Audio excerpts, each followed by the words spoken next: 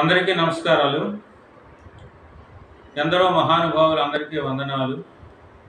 కవులలో కవి సార్వభౌముడైనటువంటి శ్రీనాథుడు ఒక సందర్భంలో ఒక సమస్యను పూరించడం ఇక్కడ మనం తెలుసుకుందాం. కవి సార్వభౌముడు కవి, పండితుడే కాక సరసుడు, చమత్కార ప్రియుడు, అలాగే లోక సంచారి. అలాగే ఆ విధంగా ఒక రాజాస్థానానికి వెళ్తాడు. వెళ్ళి అక్కడ రాజుగారిని కలుస్తాడు. నేను కవిని అంటాడు. అక్కడ ఉన్నటువంటి వాళ్ళంతా కూడా గుసగుసలాడుకొని మేమే ఎంతమంది కవులు ఉన్నాం, ఇంకో గొప్పగా వచ్చాడని చెప్పేసి చిన్న హేళనగా చూస్తారు.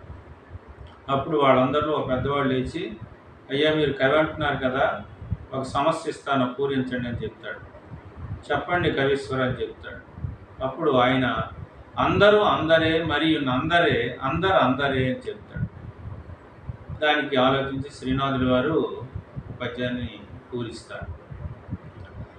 కొందరు భైరవాశ్వములు, కొందరు పార్థుని తేరిటెక్కములు, కొందరు ప్రాకటీశ్వరులు, కొందరు కాలుని ఎక్కిరింతల్, కొందరు కృష్ణుని జన్మమునకు ఊసినవారలన్, మరి అందరూ అందరే మరియు నందరు నందరందరే అన్నాడు. అనేసరికి ఒకసారి సభా వాతావరణం నిశ్శబ్దం అయ్యి అందరికీ ఆ పద్యం యొక్క భావాన్ని చెప్తాడు. ఆయన మీరందరూ సామాన్యులు కాదు, మహామహులు, మీరందరూ ఎలాంటి వాళ్ళు చెప్తున్నాను వినండి.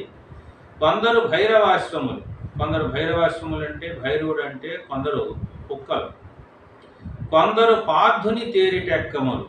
పార్థుడు అంటే అర్జునుడు, అర్జునుడి యొక్క తేరి అంటే రథం, రథం యొక్క టెక్కం అంటే జెండా, జెండాపై ఉన్నటువంటి వాడు ఆంజనేయ స్వామి, ఆంజనేయ స్వామికి సంబంధించిన వాళ్ళు ఎవరంటే కోతులు.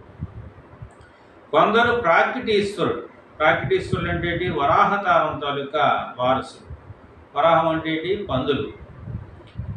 కొందరు కాలుని ఎక్కిరింతలు, కాలుడు అంటే ఎవరు? యముడు, యముని యొక్క వాహనం ఏంటి? దున్నపోతు, కాబట్టి కొందరు దున్నపోతులు.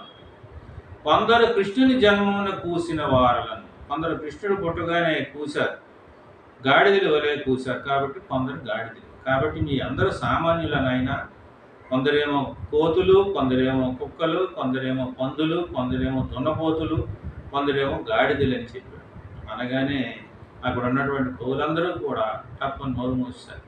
ఇది సామాన్యమైన కవి కాదు, మనం చెప్పినటువంటి దాన్ని తిప్పికొట్టి మనకే చెప్పాడు అని వాళ్ళంతా కూడా రాజుగారు కలిసి అప్పుడు ఆ కవి గారిని సన్మానించారు.